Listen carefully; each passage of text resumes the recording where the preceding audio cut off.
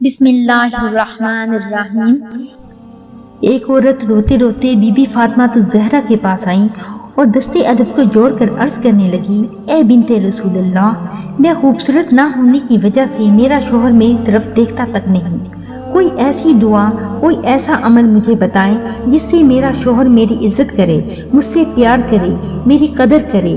بس یہ کہنا تھا تو بی بی فاطمہ الزہرا نے فرمایا، اے عورت، تم رات کو سونے سے پہلے پانی پہ الحمدللہ 27 مرتبہ پڑھو، اور پھر اسی پانی پہ یا ودود یا رحیم بھی 27 مرتبہ پڑھو، پھر وہ پانی اپنے چہرے پر لگا دو اور پی لو۔